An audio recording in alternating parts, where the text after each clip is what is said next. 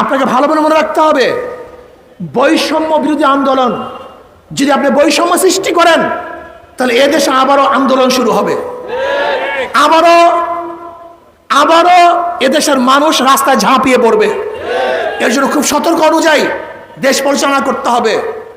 আওয়ামী লীগকে বলবো, আপনারা যা করেছেন তারা প্রাপ্তি আপনারা পেয়েছেন, কিন্তু আমি সমস্ত খুনিদের বিচার চাই, সমস্ত জালেমদের বিচার চাই, অন্যায়কারীদের বিচার চাই, কিন্তু অপমান চাই না, জুলুম চাই না, অপমান চাই না। বিচার হবে, অপমানের প্রয়োজন নেই। আমরা কি দেখেছি, আসিফ মাহতুবের মতো একজন প্রফেসরকে যখন কোর্টে নিয়ে যাওয়া হয়েছে, রশি বেঁধে তাকে নিয়ে যাওয়া হয়েছে। কেন? এটা অপমান।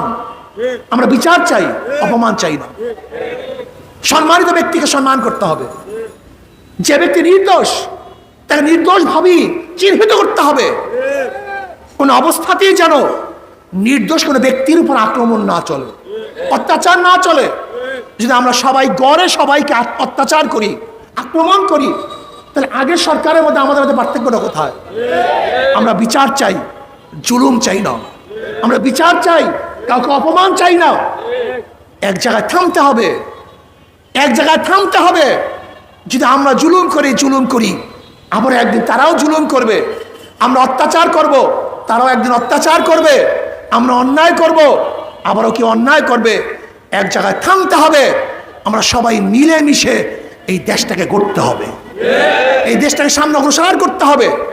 এর জন্য আসুন, ইসলামের বাহিরে কোনো মত, কোনো আদর্শ মানুষকে শান্তি দিতে পারে না, মুক্তি দিতে পারে না।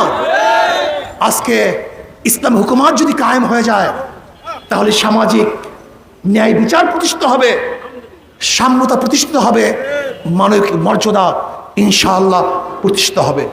যারা শহীদ হয়েছেন, আল্লাহ পাক তাদেরকে জান্নাতুল ফেরদাউস দান করেন। এই যে দেখেছেন আমাদের হাজারো ভাই আহত হয়েছে, আল্লাহ পাক জলদি সুস্থ করে দেন।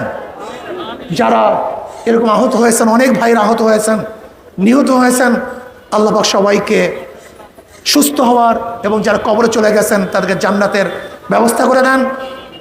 আগামী দেশ ইসলামের দেশ হবে, সব ঐক্যবদ্ধভাবে ইসলামের পক্ষে থাকবো। আল্লাহ আমাকে এবং আমাদের সবাইকে কবুল করে নেন। আল্লাহুম্মা আমিন। রব্বানা যালামনা আনফুসানা ওয়া